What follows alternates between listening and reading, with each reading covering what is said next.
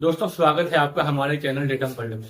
पश्चिम बंगाल चुनाव के इस मोड़ पर खड़े होकर यह सोचना लाजमी है कि क्या लोकतंत्र में चुनाव महज एक प्रक्रिया है या फिर सत्ता बनाए रखने का एक ऐसा तंत्र जिसे पूरी तरह नियंत्रित किया जा सकता है।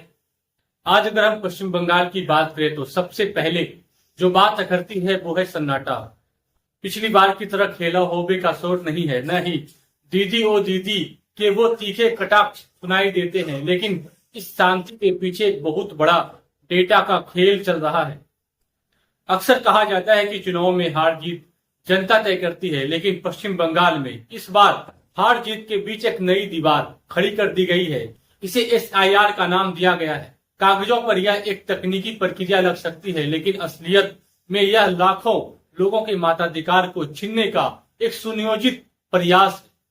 जब आप देखते हैं कि 90 लाख लोगों का नाम वोटर लिस्ट से गायब है, तो सवाल उठता है कि ये कौन लोग हैं और क्या यह महज एक संयोग है कि इन नामों को काटने का सबसे ज्यादा असर उन सीटों पर पड़ा है जहां मुकाबला बहुत कांटे का है। सरकार के रणनीतिकारों ने इसे सफाई का नाम दिया है, लेकिन क्या लोकतंत्र में वोटरों की सफाई की जाती है?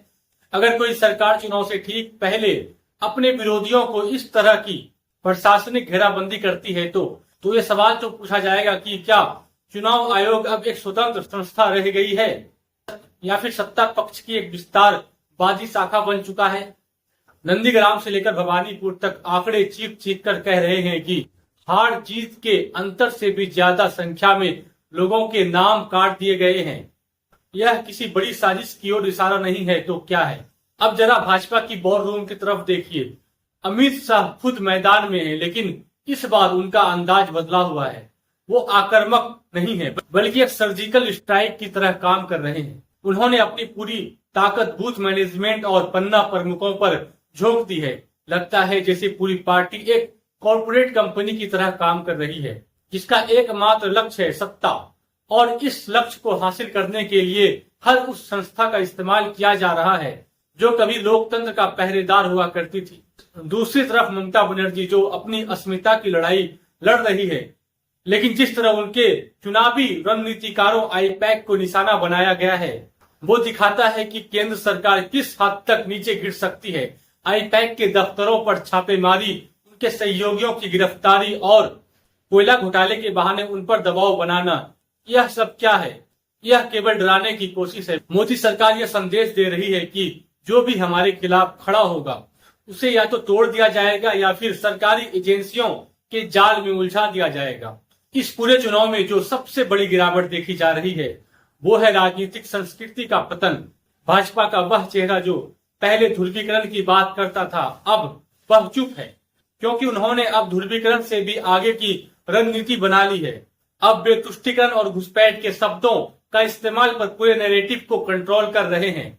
यह डराने वाली बात है कि एक मुख्यमंत्री के खिलाफ निजी हमले को कम करके वे अब जनता के बुनियादी अधिकारों जैसे उनके वोट को ही निशाना बना रहे हैं। आज बंगाल का चुनाव सिर्फ एक राज की सत्ता का चुनाव नहीं है, यह इस बात का परीक्षण है कि क्या एक ताकतवर सरकार के सामने आम आदमी की आवाज, उसका वोट और उसका वजूद मायने रखता है। आज बंगाल में जो हो रहा है, कल वह देश के किसी भी कोने में हो सकता है। क्या हमें ऐसा लोकतंत्र चाहिए जहां वोटर लिस्ट में नाम होने के लिए भी ट्रिब्यूनल का चक्कर काटना पड़े? क्या हमें ऐसा लोकतंत्र चाहिए जहां विपक्षी पार्टी के लिए काम करने वाली एजेंसियों के दफ्तर पर ताला डाल दिया जाए? सत्ता के गलियारों में बैठकर जो साजिश रच रहे हैं वो शायद भूल गए हैं कि बंगाल की धरती हमेशा से दमन के खिलाफ उठी है। वहां की जनता, वहां का इतिहास, वहां की अस्मिता इतनी कमजोर नहीं है कि उसे चंद एल्गोरिदम या सरकारी फरमानों से दबा दिया जाए। SIR की प्रक्रिया से जो नाम हटाए गए हैं वो महज आंकड़े नहीं है, वो जीवंत लोग हैं जिनकी उम्मीदें, जिनका भविष्य और जिनका लोकतंत्र में विश्वास है। चुनाव का नतीजा चाहे जो भी हो, लेकिन यह चुनाव याद रखा जाएगा उस अघोषित इमरजेंसी के लिए जो प्रशासनिक तौर पर चुनाव के नाम पर लागू की गई। सवाल यह नहीं है कि कौन जीतेगा, सवाल यह है कि क्या यह जीत वाकई लोकतांत्रिक होगी।